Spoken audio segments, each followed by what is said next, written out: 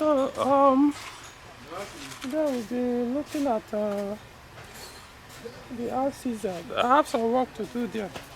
One of the work is reversal of the engine fan wiring connection, the engine cooling system fan. So was bypassed or abused. So I'll try and see if I can reverse it back to factory. Recall I mentioned the car, the cylinder head was removed so that the valve stem seals will be replaced. Then after mounting it back, according to the mechanic that did the work, I wasn't involved anyway. So the car refused to start. So eventually the diagnosis led to there was a timing issue actually. So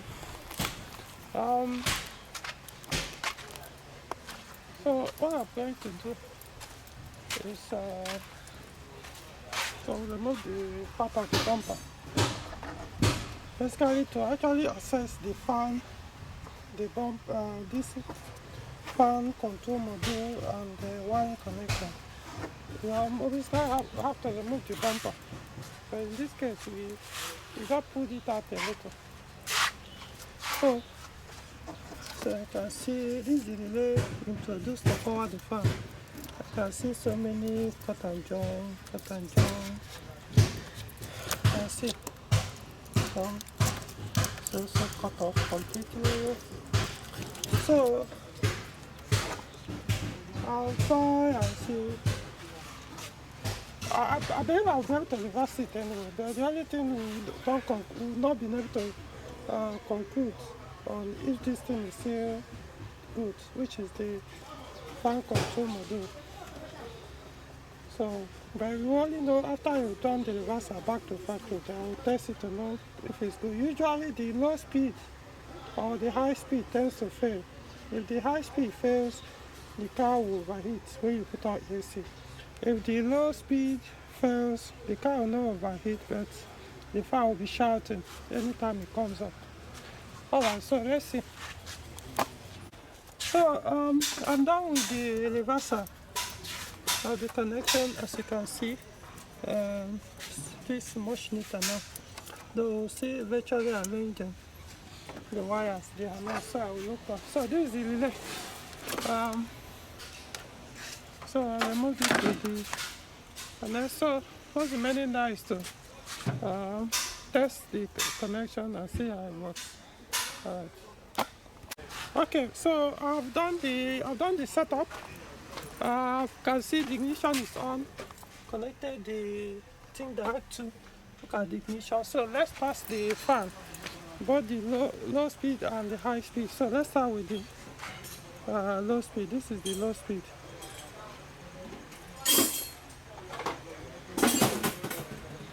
Look at it.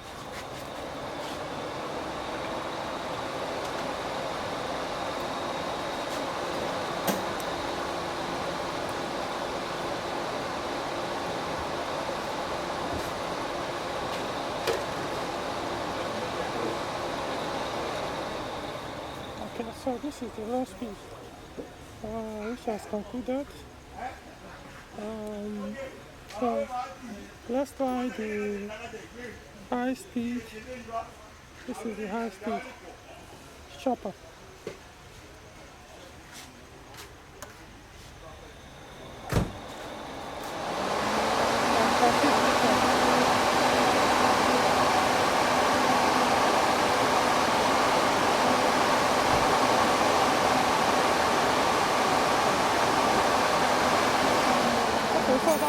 Actually wrong with the resistor. I don't know why they bypass it anyway. So yeah, so I'm done with the fan wiring connection.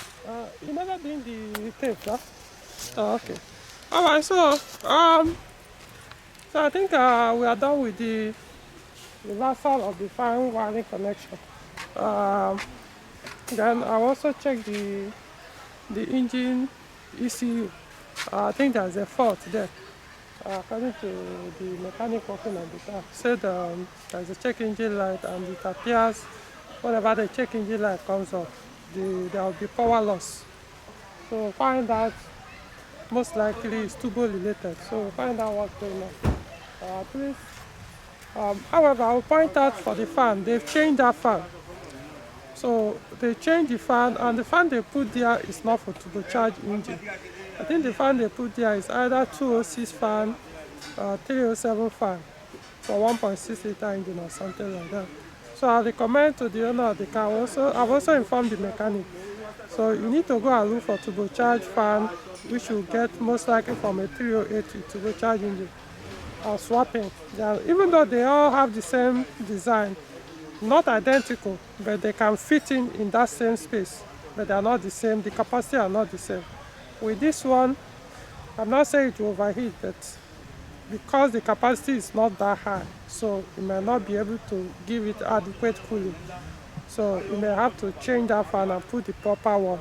When you see the 308 one, I've already discussed with the mechanic how to identify not just 308, but the one for turbo engine.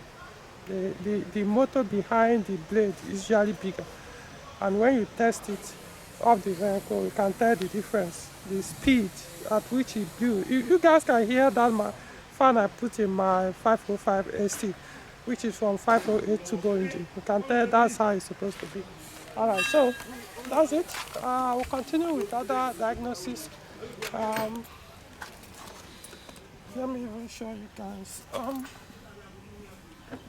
Okay, so let's see. Let's continue.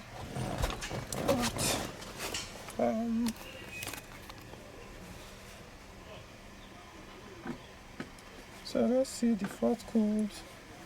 Okay, it says faults in communication BSI ECU. That's for communication issue with the BSI and the engine ECU. The thermostat seems to be bypass or faulty, the engine cooling system thermostat. So as it is now, it can't work with the AC. Once the thermostat fails, I'll discuss with the mechanic. He's the one handling the job. I'm just here to diagnose the faults. I don't know who the owner is, so if I was the one handling this whole thing, but I know what to do. You can see the fan has been sorted out. Lubrication issue, oil pressure too low. So it's having a oil pressure issue. You see, oil pressure solenoid valve. So that solenoid valve on the oil pump is acting up. So that's probably what gave this fault, this lubrication system fault. Because this one, once it pumps up, it's supposed to get this other fault. See, it's repeated, oil pressure regulation solenoid valve. So it's complete. Now the turbocharging valve jammed open. So I'm trying to figure out which valve is this one. Is it the one behind the engine on the intake manifold, attached on intake manifold? Pressure too low, most likely that's the one. Brake switch is faulty, okay, intermittent fault, but it showed faulty. Camshaft diffuser. I think that was the time the turbocharging, it showed this dump valve faulty, lubrication system. Anyway, so these are the faults, the three major faults here. Turbo solenoids, it appears two of them are faulty.